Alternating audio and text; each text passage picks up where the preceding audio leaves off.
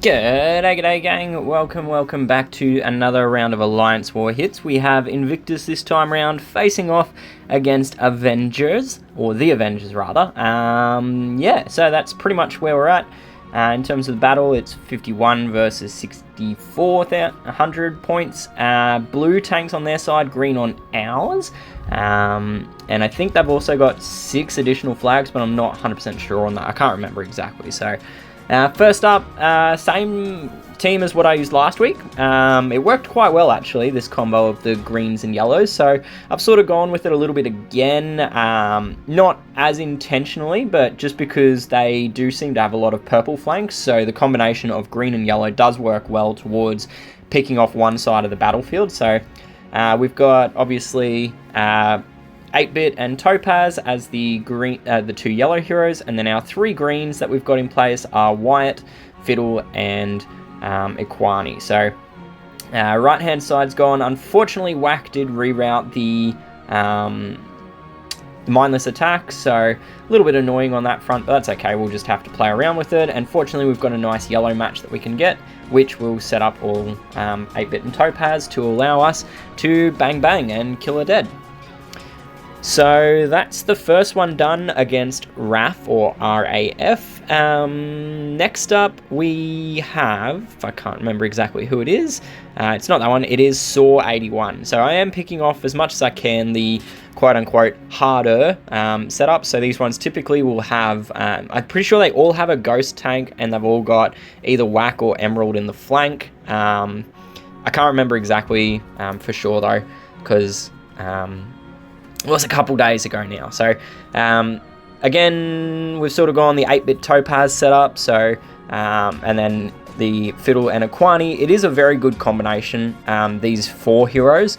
So 8-Bit and Topaz obviously synergize really well. Fiddle and Equani synergize really well because Fiddle can put out the bleed element via the Master Weapon Quest gun onto 3 enemies, allowing me a choice for picking off with Equani. So in this case, I was able to target Dragon Fist with Fiddle and then hit Unicorn with Equani, and basically get a kill off as well as having the charge control active. So whole middle of the board's now nice and open, so we can sort of make whatever matches we want. I will target Pulse with 8-Bit and Topaz, just to remove that left hand side of the fight, and then we can just do whatever we want, and it's now a 5v1 on Dragon Fist. So again, that combination of Fiddle and Equani working really well. So 2 fights down, 4 to go hopefully. Next up we've got I'm not sure if that's an I or an L, so I'm not going to try it. It's either Iwaki or Luaki, but anyway. So in we go. Variant Throttle this time as the main healer. Then we've got Emerald and Dragon Fist for charge control. 8-Bit for another support role of the yellow tiles. And then obviously Chainsaw in there for control against Hypernova. So not the greatest open. We weren't able to get the kill off on Ghost, which has put us in a little bit of a health position, or a detrimental health position on the left side.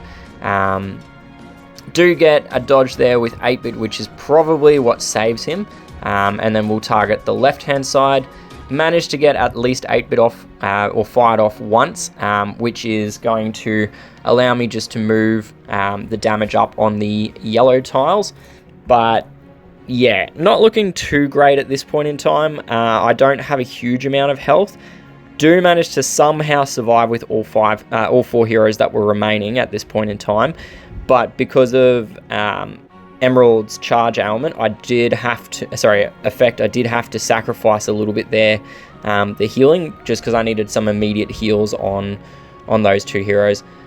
Little unlucky not to get the kill on what's the name, Dr. Scorpion there.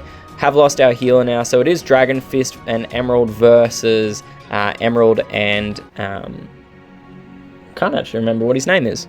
The new Red Raider, or newest Red Raider. Fire off, or charge up. Dragon Fist. Emerald does not have much health, and we do have a slash attack coming in, so we've got very little health. If We do get the targeting on Dragon Fist, Emerald survives, but if we have the targeting go on to Emerald, obviously Emerald dies, and there we have it. The loss of Emerald is probably, well, I mean, it is the end of this fight. I do know the outcome.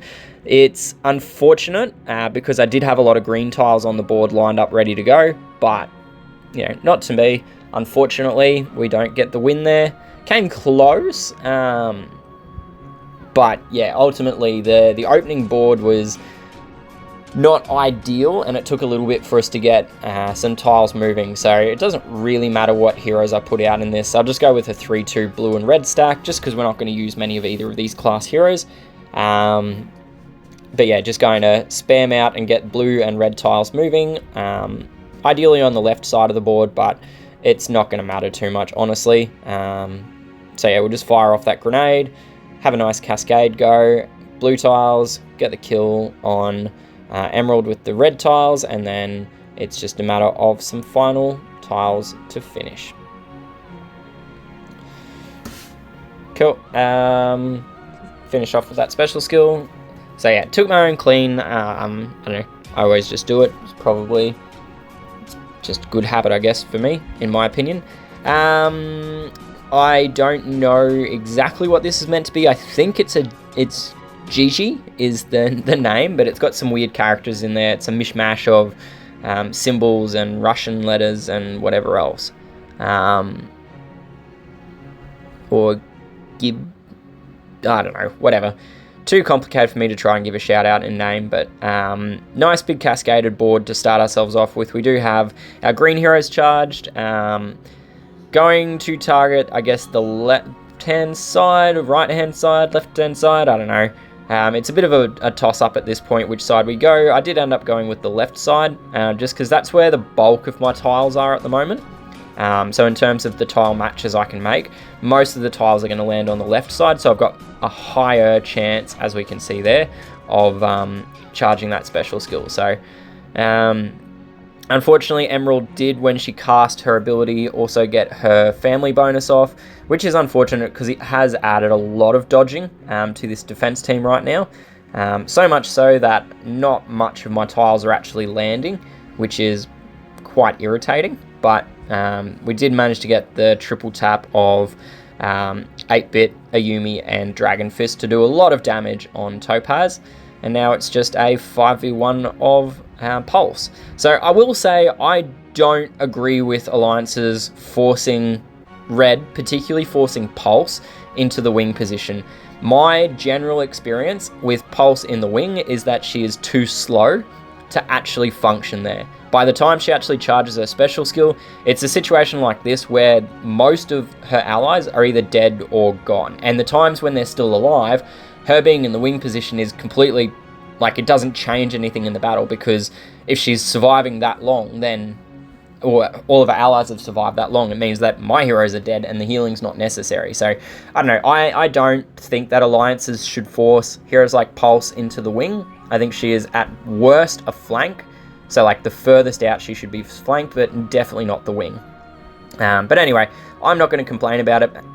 Seeing Pulse wings in defense teams does make it quite a bit easier for me, in my opinion, just to get the kills off. So, we do have Ghost dead now. We've got a nice little ghosted lane that I can make use of for the yellow tiles. Fire off 8-bit, and then I'll use Spite on, sorry, not Spite, Frag, Volpine on the left-hand side. Sorry, her skill is titled Tagged and Fragged or something like that. So, I got a little confused there. Fire off Wyatt for some extra heals, as well as the free charge from his effect. And then Volpine on Topaz with 8-bit. Not enough to kill, not immediately anyway, but that's okay. We got the counter-attack damage did the job from Tamika. Now it's just poor old, what's her name? Roxy up against the world. I did misposition Volpine, I will admit it. She really needed to go with 2 allies, 1 on either side, because then she puts out, she's got a support attack to herself and nearby allies, which I just didn't take good advantage of. with her positioning there. But it doesn't matter in the end. I did remember at least to put Tamika in a flank position rather than in a wing. So anyway, that's the last one against Gusy, or Guisi, something like that. There we have it, all 6 attacks, 5 kills, 4 of them one-shots, 1 of them a double tap, and that lands us midway down at 250, 260 odd points. And yeah, GG's to Battlecry at the moment, top of that list, but yeah, that's pretty much all we've got for this one. The war itself, we've got 54 with 26 flags versus 65 with 0 flags, so it is reasonably close. It's possible to get the win, but it'll need to be a lot of one-shots from here. So yeah, anyway, we didn't end up getting there, but anyway, that's all I got for today. Good luck, hopefully your wars went well, and I will catch you guys all in the next video. Till then, good luck, stay safe, and happy gaming. Cheers, bye!